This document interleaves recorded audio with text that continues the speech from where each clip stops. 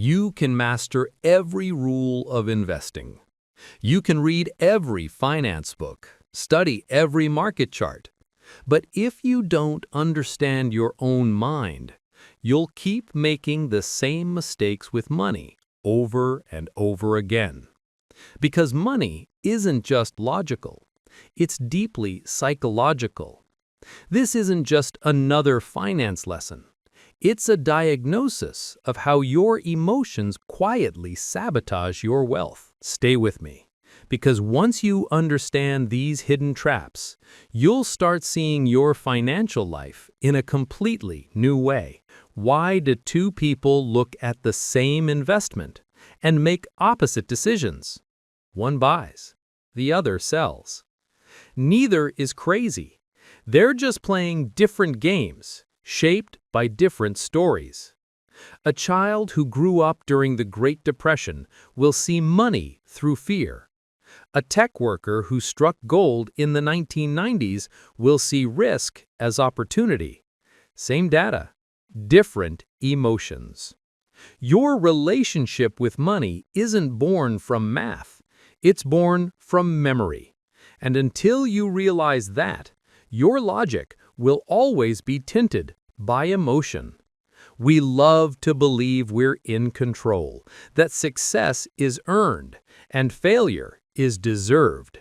But money doesn't play by those rules. Behind every fortune is a blend of effort, risk, and luck.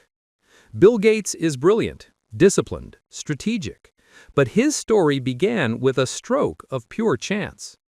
In the 1970s, he attended one of the only high schools in America with a computer.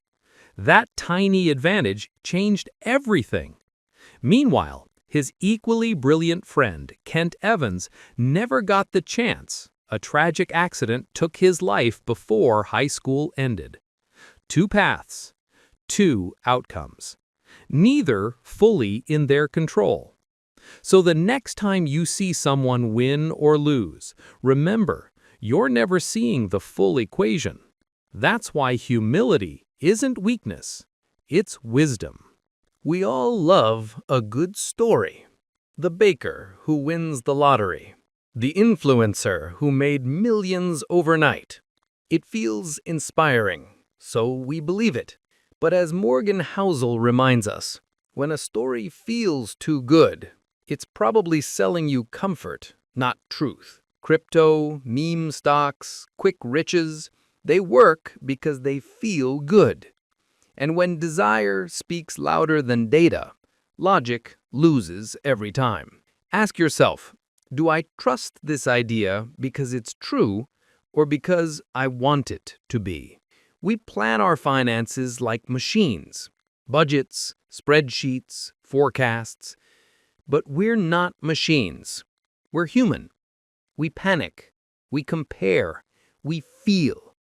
That's why the goal isn't to be perfectly rational. It's to be mostly reasonable. Because reasonable is sustainable. And sustainability is what actually builds wealth over time. The stock market will test you.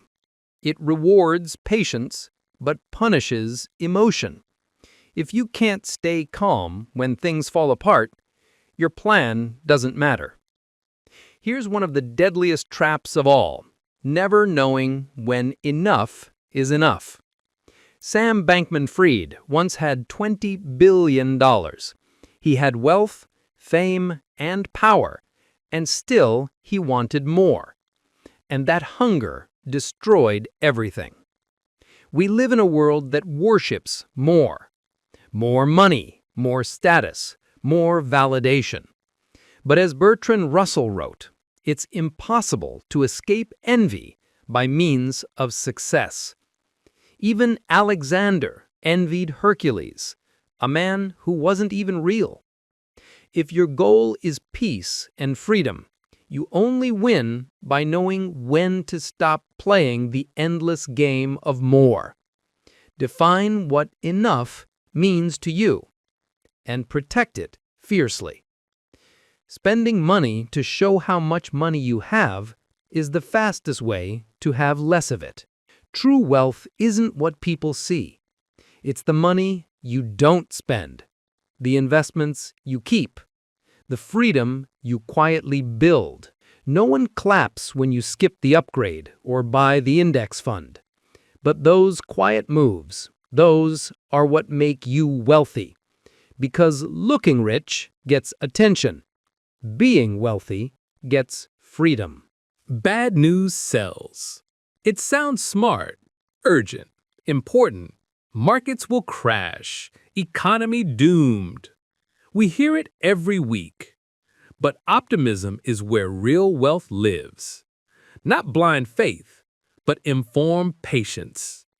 Every major setback in history felt permanent, and yet progress always returned. Slow, quiet, unstoppable. Pessimism screams. Progress whispers. But it always wins in the long run. Warren Buffett made over 96% of his wealth after turning 65. Not because of luck, but because he stayed in the game. The secret isn't big returns. It's time. Compounding is invisible until it's undeniable. Like an oak tree that grows so slowly you barely notice. Until one day, it towers over everything. Start early.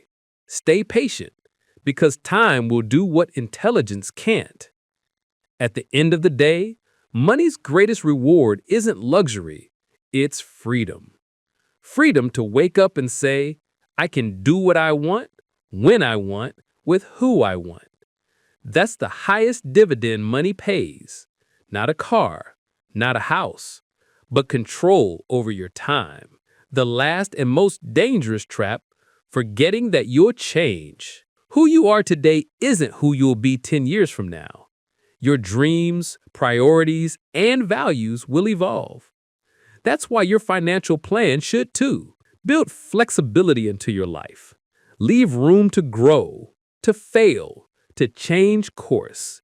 Because the goal isn't perfection, it's endurance. The people who win with money aren't the smartest or fastest.